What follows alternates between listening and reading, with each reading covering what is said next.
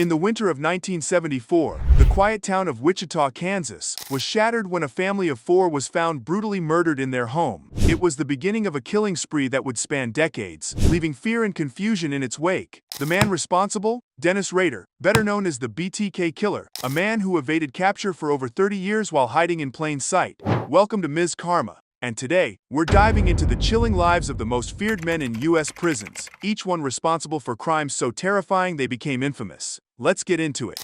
5. Michael Swango. Michael Swango seemed destined for greatness. Born in Quincy, Illinois, he was the model student, sharp, disciplined, and hardworking. He graduated as valedictorian in high school, served in the Marine Corps, and later attended Southern Illinois University School of Medicine, where he specialized in neurosurgery, emergency medicine, and psychiatry. However, behind his pristine academic record lurked a disturbing trend. People around him, patients and colleagues, mysteriously fell ill or died. While at SIU, Swango's strange fascination with death raised eyebrows. During his rotations, patients under his care unexpectedly worsened, with at least 5 of them passing away under suspicious circumstances. Despite a poor evaluation, Swango secured an internship at Ohio State University Medical Center. But once there, similar patterns emerged. Nurses noticed that seemingly healthy patients were suddenly dying on Swango's watch. A nurse even caught him injecting an unknown substance into a patient who soon became critically ill. When they reported their concerns, they were dismissed as paranoid. After his time at Ohio State, Swango returned to Quincy, where he worked as an emergency medical technician. Bizarrely, his colleagues began falling sick after eating food or drinking coffee that Swango had prepared. Police were alerted when arsenic and other poisons were found in his possession, and he was convicted in 1985 of aggravated battery for poisoning his co-workers. He received a 5-year sentence. Swango's time behind bars didn't stop his deadly ambitions. After being released in 1989, he changed his name to Daniel J. Adams and continued pursuing medical work. Over the next several years, Swango used forged documents to secure positions at hospitals across the United States, from Ohio to South Dakota to New York. Wherever he went, patients mysteriously died. By the time the FBI began investigating him, Swango had fled the country, heading for Zimbabwe. Swango's trail of death continued in Zimbabwe, where patients at Mneni Hospital began dying under suspicious circumstances. After being arrested and managing to escape, Swango went into hiding in Zambia, then applied for a position at a hospital in Saudi Arabia. But in 1997, during a layover at Chicago's O'Hare Airport, he was finally caught. In the years that followed, investigators compiled overwhelming evidence against him. Bodies were exhumed, revealing traces of poison, and it was uncovered that Swango had administered fatal injections to patients as early as his time at Ohio State. He was eventually convicted of multiple murders and sentenced to life in prison. Currently, he's held at ADX Florence, a supermax prison known for housing some of the most dangerous criminals in the U.S. And let's just say he's not getting assigned to kitchen duty anytime soon. 4. Nico Jenkins. In August 2013, Nico Jenkins set off a wave of terror across Omaha, Nebraska, in what he claimed were sacrificial killings to the ancient serpent god, Apis. Jenkins wasn't your typical 27-year-old. He had spent most of his life in prison, first landing behind bars at the age of 15 for carjacking. Diagnosed with multiple mental health disorders as a child, Jenkins spent over a decade in solitary confinement, a decision that his lawyers later argued worsened his already fragile mental state. Fresh out of prison in July 2013, Jenkins wasted no time in unleashing a brutal killing spree that would leave 4 people dead. The first victims, Juan Uribe Pena and Jorge C. Ruiz, were found shot to death in a pickup truck on August 11th. They had been lured to the location under the pretense of meeting a woman. Just over a week later, Jenkins struck again. This time, his victim was Curtis Bradford, an acquaintance of his. Adding to the creepiness, the day before Bradford's murder, Jenkins had posted a picture of the two of them together on Facebook. Jenkins wasn't alone in his crimes. His sister Erica and mother Lori were both involved. Lori had purchased the ammunition used in the killings, and Erica helped orchestrate the murders. Erica received a life sentence, while Lori was sentenced to 20 years for her role as an accessory. The final victim in Jenkins's spree was Andrea Kruger, a mother of 3, who was found dead in the middle of the road with shotgun wounds on August 21st. The brutal nature of her death shocked the community, and it was this killing that led to Jenkins's arrest. While Jenkins was in custody, investigators linked him to the previous murders using a combination of surveillance footage, witness testimony, and the unique ammunition his mother had purchased. What made Jenkins even more unnerving was his behavior during the trial. He confessed to the murders, stating that they were sacrifices to Apis. He filed a lawsuit claiming that his mental illness had been ignored and that being kept in solitary confinement had exacerbated his condition. His unhinged persona was on full display when he carved a swastika into his face and later attempted to self-mutilate in an effort to resemble his god. Despite his claims of mental illness, a psychiatric evaluation found that Jenkins was likely faking his symptoms. He was diagnosed with antisocial personality disorder, which meant he was deemed competent to stand trial. In 2017, Jenkins was sentenced to death by a 3-judge panel, and he received an additional 450 years on weapons charges. Jenkins' case stands as a stark reminder of the devastating impact of untreated mental illness combined with a lack of rehabilitation in the prison system. His descent into madness and his ability to manipulate those around him make his story one of the most terrifying in recent criminal history. 3. Thomas Silverstein.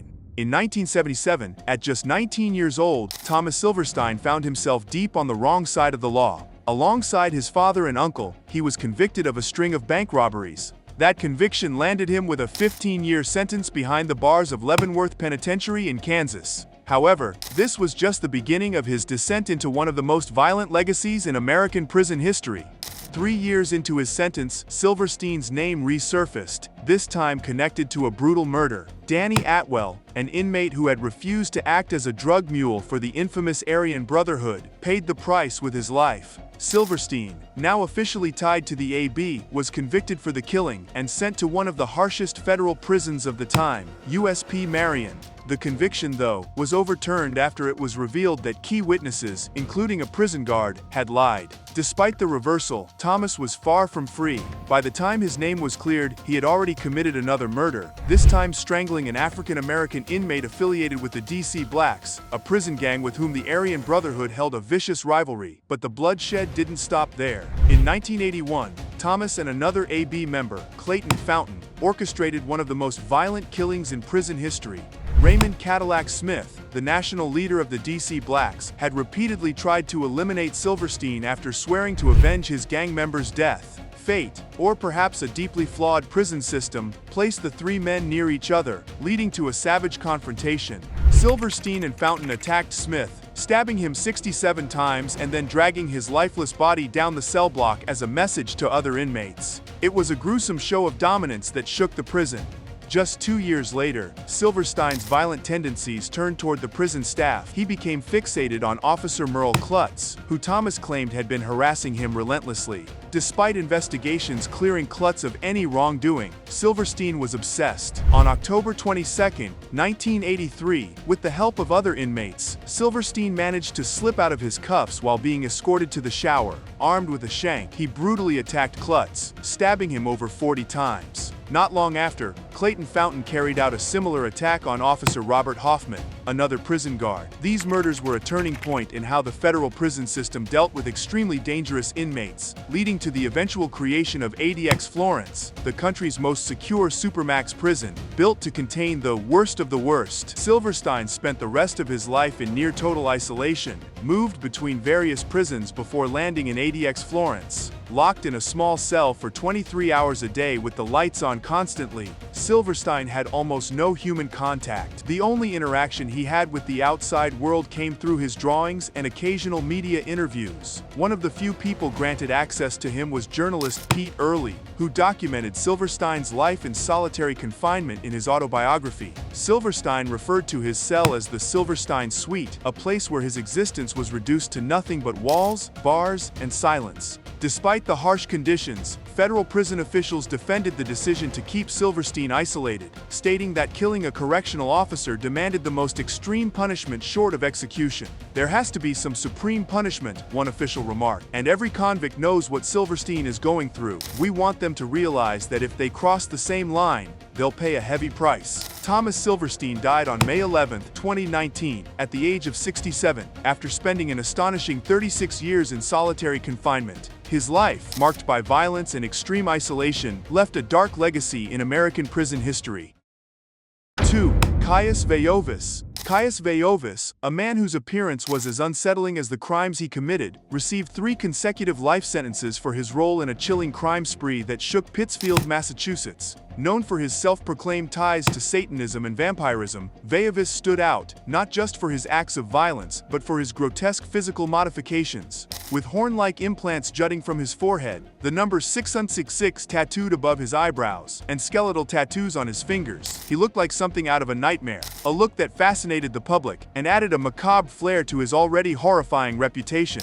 At 34 years old, Veiovis, alongside his accomplices Adam Lee Hall and David Chalou, was convicted of kidnapping, murdering, and dismembering 3 men. The case unfolded in 2011 when David Glasser, Edward Frampton, and Robert Chadwell went missing in Pittsfield. Their dismembered remains were found 10 days later, buried in a nearby grave. The motive behind the murders was both cold and calculated. Glasser had been set to testify against Hall, a member of the Hells Angels, in a trial. Fearing that Glasser's testimony would put him behind bars, Hall orchestrated the kidnapping and murder, with Veiovis and Chalou by his side. The other 2 victims, Frampton and Chadwell, were collateral damage, killed simply because they had been with Glasser and could act as witnesses. Throughout the trial, the gruesome details captivated both the media and the public.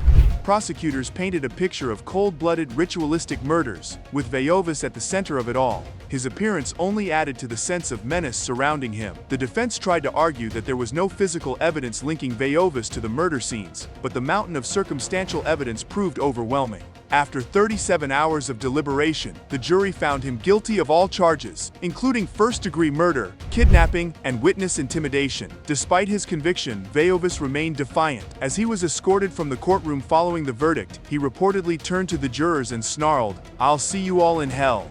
It was a theatrical display, but it did little to sway the outcome. The judge handed down a sentence of life in prison without the possibility of parole, ensuring that Veiovis would spend the rest of his life behind bars. Veiovis's dark journey didn't begin with the Pittsfield murders, though. Years before his infamous trial, he had already made headlines for a series of disturbing incidents. In 1999, Veiovis, along with his then-girlfriend Dayan Jones, was accused of assaulting a 16-year-old girl. The couple had reportedly lured the teenager into a hotel room where Jones slashed the girl's back with a razor blade. What happened next shocked the police. Veiovis and Jones used the blood from the girl's wounds in a bizarre ritual, claiming to worship Satan and even identifying as vampires. Despite his outlandish behavior and frightening appearance, the crimes committed by Veiovis and his accomplices left a real and devastating impact on the victims' families. For them, the conviction brought some sense of justice, though it could never bring back their loved ones. As one family member of a victim remarked, "It's a start, but we'll never fully get closure." While the legal battle came to a close with Veiovis's life sentence, he continued to express his intention to appeal the verdict, determined to fight the charges even as he faced a life of incarceration. 1. Dennis Rader, aka the BTK Killer. Dennis Rader, infamously known as the BTK Killer, terrorized communities for over 2 decades, his name synonymous with fear. BTK stood for bind, torture, kill, which describes the horrific methods he used on his victims. Rader, born in 1945 in Kansas, harbored violent fantasies from a young age. However, it wasn't until January 1974 that he would take his first steps toward becoming one of America's most infamous serial killers. His first victims were the Otero family, Joseph, his wife Julie, and their 2 young children, Joseph Jr. and Josephine. Rader, in a disturbing display of cruelty, tied, tortured, and killed the entire family. This was just the start. Only months later, in April 1974, he struck again, taking the life of 21-year-old Catherine Bright, who met a tragic and equally sadistic end. Over the years, his brutal spree continued with the killings of Maureen Hedge and Vicky Wegerle. The fear spread through Wichita like wildfire, as nobody knew when or where he would strike next. Throughout his crimes, Dennis Rader lived a double life that kept his evil side hidden in plain sight. A model citizen by day, he served as president of his local Lutheran church and even as a Cub Scout leader.